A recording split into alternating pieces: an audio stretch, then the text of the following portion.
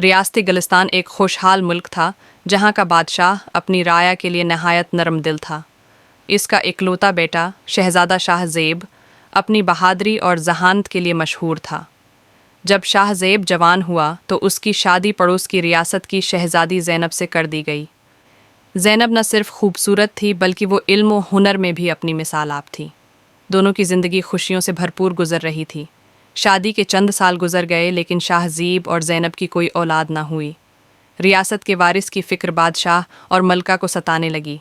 दरबारियों और मुशीरों के दबाव पर शाह ज़ेब को दूसरी शादी का मशूरा दिया गया। इब्तदा में शाह ज़ेब राज़ी न था, लेकिन ज़ैनब ने कमाल ज़र्फ़ का मज़ाहिरा करते हुए ख़ुद शाह ज़ेब को कायल किया कि वो दूसरी शादी कर ले ताकि तख्त व ताज का वारिस मिल सके। यूं एक गरीब लेकिन नेक सीरत ख़ानदान की लड़की मरियम से शाह ज़ेब का निकाह हुआ। ज़ैनब पहली बीवी रौबदार और शाहाना मिजाज रखती थी, जबकि मरियम दूसरी बीवी सादा लोह और इबादत गुजार थी। शाह ज़ैब ने दोनों के लिए अलग अलग महल तामीर एक करवाए और कोशिश की कि दोनों को बराबर वक्त दे। ताहिम इंसानी फितरत के मुताबिक महल की सियासत और कनीज़ों की बातों ने आहिस्ता आहिस्ता दोनों के दरमियान हसद की दीवार खड़ी करनी शुरू कर दी। कुछ अरसे बाद मरियम उम्मीद से हो गई। ये खबर जहाँ खुशी लाई, वहीं ज़ैनब के दिल में एक अनजाना सा खौफ और एहसास कमतरी पैदा कर दिया। उसे लगा कि अब शाह ज़ेब की तौजह मुकम्मल तौर पर मरियम की तरफ हो जाएगी।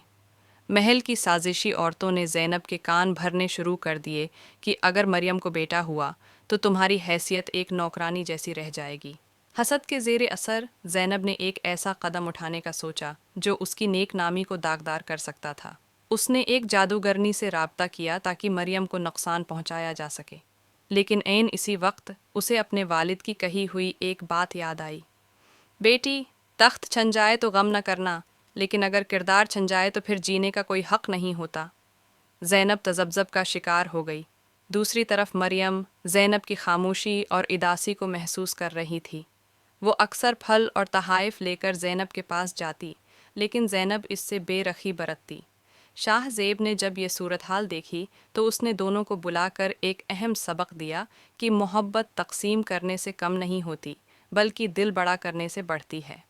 बिलाखिर वो दिन आ गया जब मरियम ने एक खूबसूरत चांद जैसे बेटे को जन्म दिया।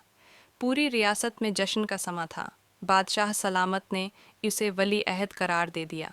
ज़ैनब के लिए ये सबसे मुश्किल वक्त था, लेकिन मरियम ने कमाले आजिज़ी का मज़ाहिरा करते हुए अपना बच्चा ज़ैनब की गोद में रख दिया और कहा, आप बड़ी हैं, ये बेटा मेरा नहीं, आपका है, आप ही उसे पालेंगी। मरियम के इस ऐसार ने ज़ैनब के दिल की जमी हुई बर्फ़ पिघला दी।